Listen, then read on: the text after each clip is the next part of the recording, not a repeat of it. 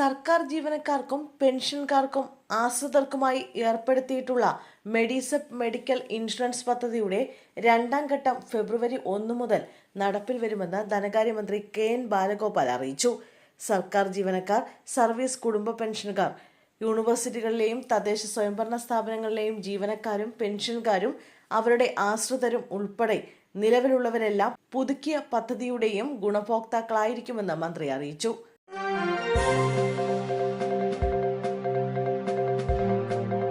താൽക്കാലികമായി പണിത വീട് തകർന്ന് താമസയോഗ്യമല്ലാതായതോടെ 2 വർഷമായി വയോധികൻ കഴിയുന്നത് വീടിനോട് ചേർന്ന കക്കൂസിൽ. കോഴിക്കോട് മുക്കം നഗരസഭയിലെ തെച്ചിയാട്ട് നിന്നാണ് മനുഷ്യ മനസ്സിനെ അസ്വസ്ഥമാക്കുന്ന വാർത്ത. മാനസിക വെല്ലുവിളികൾ നേരിടുന്ന വെളിപ്പറമ്പ് സ്വദേശി സദാനന്ദനാണ് ദാരിദ്ര്യമുക്തമായ നാട്ടിൽ ചോദ്യചിഹ്നമായി അവശേഷിക്കുന്നത്. സദാനന്ദൻ താമസിച്ചിരുന്ന വീട് വർഷങ്ങൾക്ക് മുമ്പാണ് തകരാൻ തുടങ്ങിയത്. തീർത്തും വാസയോഗ്യമല്ലാതായതോടെ ഇതിന് സമീപത്തെ കക്കൂസിലേക്ക് താമസം മാറ്റുകയായിരുന്നു. ഇതിനിടെയാണ് ഇടുത്തി പോലെ നഗരസഭാ അധികൃതരുടെ നികുതി അടയ്ക്കാനുള്ള നോട്ടീസും ഇയാളെ തേടിയെത്തിയത്. പനയോല വെട്ടുന്ന ജോലി ചെയ്തിരുന്ന സദാനന്ദന് ഒരു തവണ പനയിൽ നിന്ന് വീണ് ഗുരുതരമായി പരിക്കേറ്റു. ഏറെ നാളത്തെ ചികിത്സയ്ക്ക് ശേഷമാണ് ജീവിതത്തിലേക്ക് തിരിച്ചു വന്നത്. ഭാര്യയും 2 മക്കളും പിരിഞ്ഞതോടെ ഇദ്ദേഹം പൂർണ്ണമായും തനിച്ചാവുകയായിരുന്നു. പ്രാഥമിക കൃത്യങ്ങൾ നിർവഹിക്കുന്നതും കിടന്നുറങ്ങുന്നതുമെല്ലാം ഈ ശുചിമുറിയിൽ തന്നെയാണെന്ന് സദാനന്ദൻ പറയുന്നു.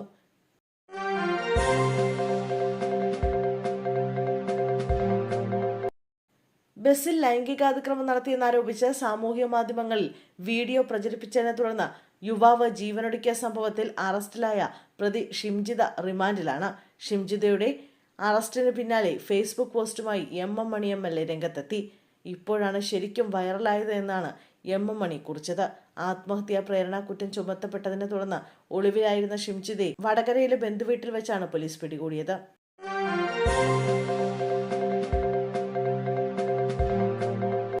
നിയമസഭാ തെരഞ്ഞെടുപ്പിന് മുന്നോടിയായി ഗൃഹസമ്പർക്കം നടത്തുകയാണ് CPM നേതാക്കൾ. CPM general secretary MA Baby ഗൃഹസന്ദർശനം നടത്തിയ വീഡിയോ സമൂഹ മാധ്യമങ്ങളിൽ വൈറലാണ്. ഭക്ഷണം കഴിച്ച പാത്രം വീട്ടിലെ അടുക്കളയിൽ പോയി MA ബേബി കഴുകി വെക്കുന്ന വീഡിയോ ആണ് വൈറലായത്. കഴിച്ച പാത്രം സ്വയം കഴുകുന്നത് നല്ല ശീലമാണെന്ന് ഒരു ഭാഗത്ത് അഭിപ്രായം ഉയർന്നപ്പോൾ മറുഭാഗത്ത് പരിഹാസവും ഉയർന്നു. തെരഞ്ഞെടുപ്പ് അടുത്തതോടെ അടുക്കളപ്പണി മുതൽ എന്തും ചെയ്യാൻ സന്നദ്ധമായി നേതാക്കൾ രംഗത്ത് വരികയാണെന്ന് രാഷ്ട്രീയ എതിരാളികൾ പ്രചരിപ്പിക്കുന്നു. ട്രോളായും പരിഹാസമായും നിരവധി പോസ്റ്റുകൾ കാണാം.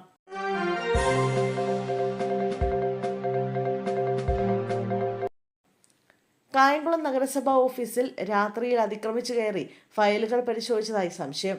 എഞ്ചിനീയറിംഗ് വിഭാഗത്തിൽ അസിസ്റ്റന്റ് എക്സിക്യൂട്ടീവ് എഞ്ചിനീയറുടെ മുറിയുടെ പൂട്ട് പൊളിച്ചാണ് അകത്ത് കയറിയത്. സംഭവത്തിൽ നഗരസഭാ സെക്രട്ടറി കായംകുളം പോലീസിൽ പരാതി നൽകി. ചെയർമാന്റെ മുറിയിലും ആരോ കയറി ഫയലുകൾ പരിശോധിച്ചതായി സംശയിക്കുന്നുണ്ട്.